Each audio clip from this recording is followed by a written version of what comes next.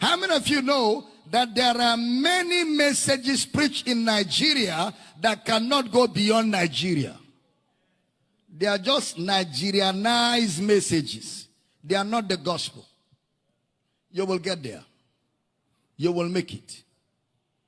You will make it. You will make it. Huh? Yes. Those messages are Nigerian messages.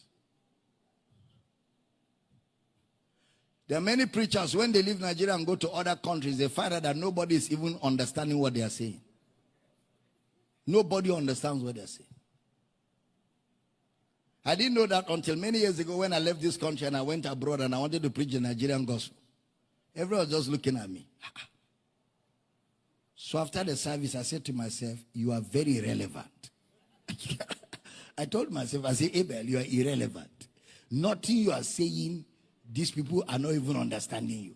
You are useless in this trip. I went through everything I want to preach. All was useless. Because now I was looking at it in the light of those people. I had no message. So after that trip, I came back. I started pitying myself and thinking twice. So if I'm not in Nigeria today, I am not a minister. I'm not a minister.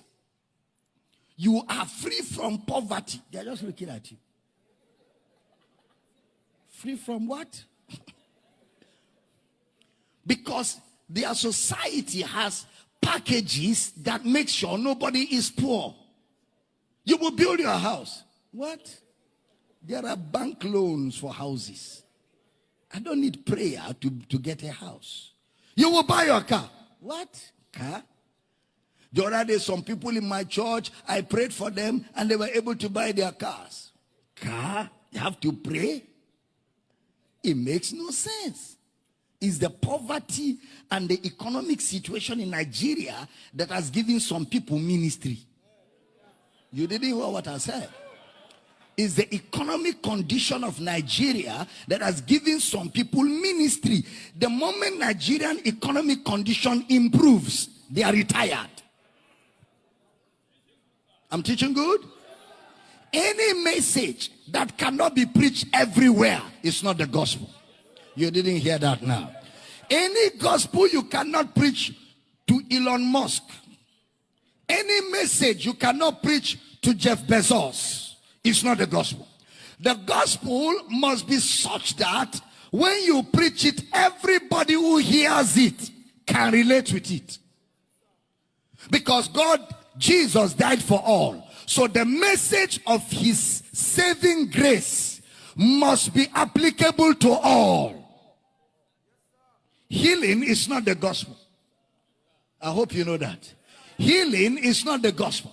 Because if you preach healing and the people, none of them is sick, you're wasting their time.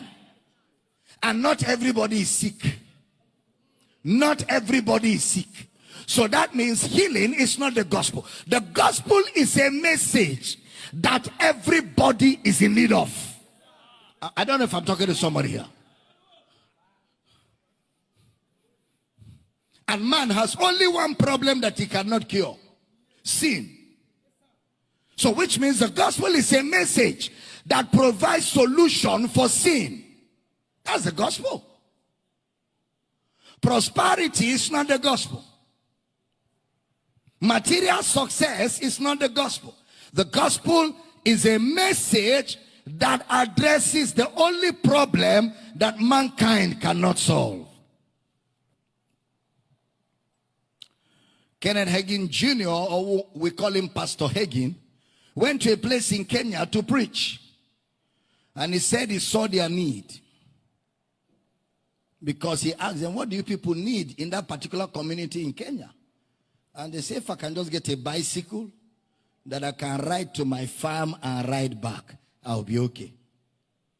Bicycle. That's all. Bicycle. He said he changed his view about what they call biblical prosperity. Because what you call prosperity is relative. That cannot be the gospel. For some people, prosperity is food to eat. For other people, prosperity is clothes to wear. For other people, prosperity is a car to drive. And for some other people, prosperity is to buy a jet.